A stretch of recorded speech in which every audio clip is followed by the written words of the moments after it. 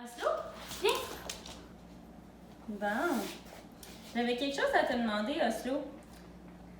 J'ai fait une capsule vidéo pour les parents d'enfants qui bégaient sur le bégaiement transitoire, puis j'aimerais ça que tu sois mon premier spectateur. Est-ce que tu accepterais? Ouais, ok. Fait que je t'installe ici. T'as juste besoin de t'asseoir et d'écouter. Bonjour tout le monde, j'espère que vous allez bien. Pour ceux qui ne me connaissent pas, je m'appelle Laurie. Je travaille pour l'Association des jeunes bègues du Québec depuis quelques années déjà. Je suis également finissante à la maîtrise en orthophonie de l'Université de Montréal. Aujourd'hui, j'ai envie d'aborder avec vous d'un sujet qui est souvent la source de plusieurs interrogations chez les parents d'enfants qui bégayent. Donc aujourd'hui, on va parler de bégaiement transitoire. Qu'est-ce que c'est ça? En fait, le bégaiement transitoire, ça serait une phase qui est dite normale du développement pendant l'enfance. Donc, c'est une phase pendant laquelle l'enfant présenterait des manifestations du bégaiement, donc des hésitations, des dysfluidités qu'on appelle dans le jargon orthophonique. Donc, des hésitations qui peuvent s'apparenter à du bégaiement. Puis ça, en fait, ça serait dû au fait que les exigences linguistiques vont augmenter considérablement et rapidement vers l'âge de 3 ans. Donc, cette phase-là, souvent, elle va se présenter environ autour de l'âge de 3 ans. Ça peut aller jusqu'à 4 ans. Puis, c'est une phase qui va durer, selon les chercheurs, une durée approximative de 6 mois. En fait, il y a un chercheur assez connu en bégaiement qui s'appelle Mark Onslow, qui a fait une étude en 2019, une étude assez récente, qui indique qu'en fait, le 2/3 jusqu'aux 3/4 des enfants qui vont présenter un bégaiement pendant l'enfance vont récupérer naturellement. En fait, s'ils récupèrent naturellement, c'est que ces enfants-là présentaient un bégaiement transitoire. Donc, juste pour être clair, quand on parle d'un bégaiement qui est transitoire, c'est un bégaiement qui va se résorber par lui-même sans l'intervention d'un orthophoniste ou d'intervention quelconque. Par contre, c'est important d'être capable de reconnaître les signes qui pourraient nous indiquer que là, on est peut-être en présence d'un bégaiement qui est persistant parce qu'on sait que l'intervention précoce est super importante en bégaiement.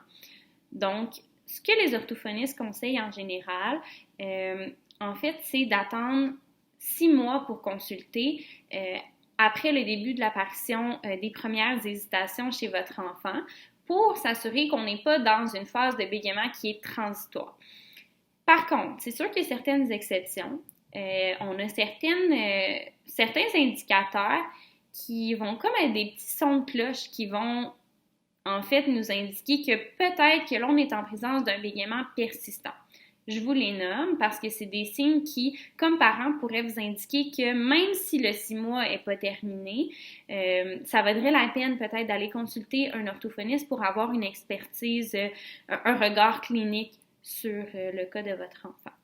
Donc, les petits sons de cloche qui pourraient nous indiquer que ça vaut la peine d'aller voir une orthophoniste, ça serait en fait qu'il y ait une présence de bégaiement persistant dans la famille. Donc, soit dans la famille immédiate, le père, la mère, le grand-père, ou ça pourrait même être la famille un petit peu éloignée. Donc, quand on parle d'un cousin, un oncle qui bégayerait aussi, c'est des choses qui... On parle d'antécédents de bégaiement dans la famille dans ce cas-ci.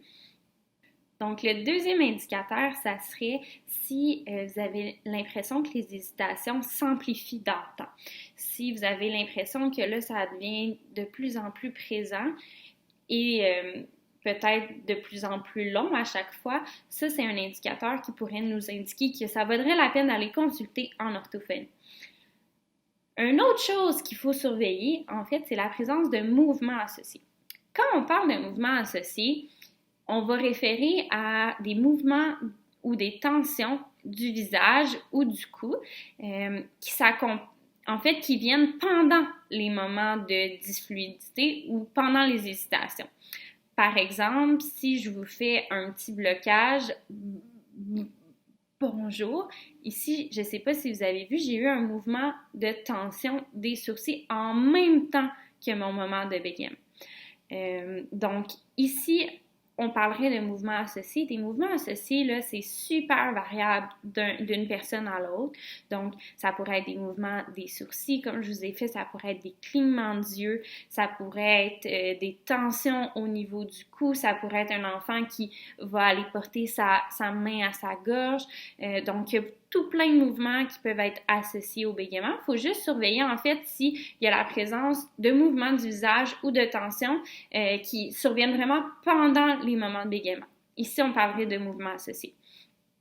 Une autre chose, en fait, la dernière qu'il faudrait surveiller, qui nous indiquerait que ça vaut la peine d'aller consulter en orthophonie avant le délai de 6 mois, c'est en fait si votre enfant commence à s'isoler ou si vous sentez que ces hésitations-là amènent beaucoup de frustration chez lui, s'il commence à faire des crises parce qu'il ne réussit pas à dire ce qu'il a envie de dire, là, ça, c'est des indicateurs que ça vaut absolument la peine d'aller voir une orthophoniste. C'est important de le faire, en fait. Donc, tous ces indicateurs-là, c'est des indicateurs qui sont importants de prendre en compte si vous n'êtes pas sûr si vous devez aller consulter en orthophonie et si ça ne fait pas encore 6 mois que votre enfant bégaye. Si ça fait plus que 6 mois que votre enfant présente des manifestations du bégaiement, je vous dirais que ça vaut toujours la peine d'aller consulter une orthophoniste. Au moins, en fait, vous allez avoir un portrait clair de la situation.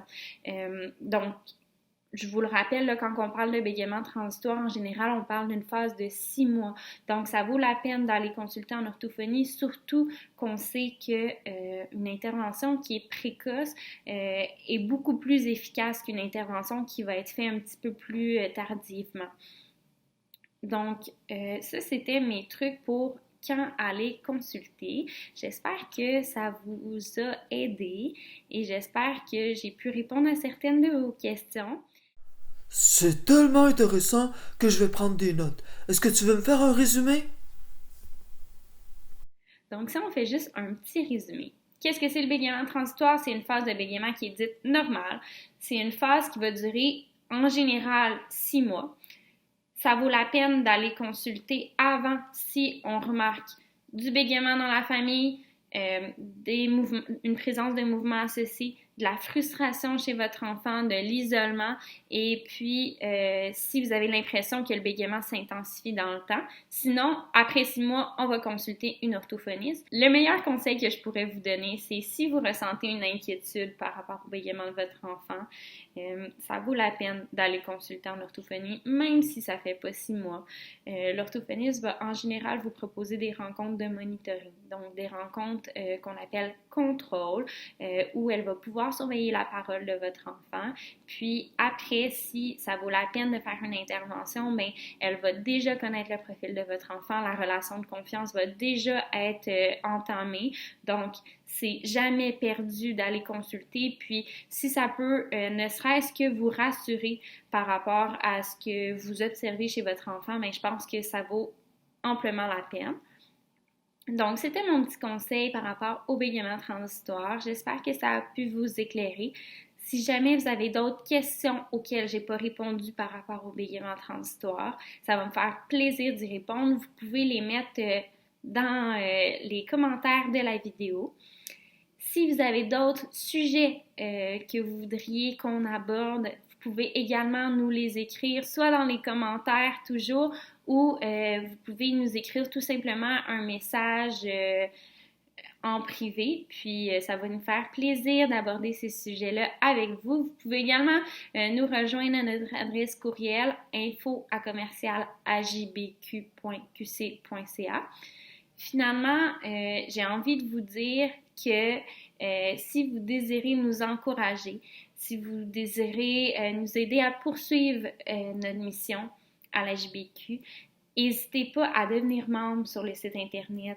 C'est une super belle preuve d'amour pour nous, puis ça nous aide à continuer de développer des services pour vos jeunes, puis à continuer de vous offrir des petites capsules vidéo comme ça.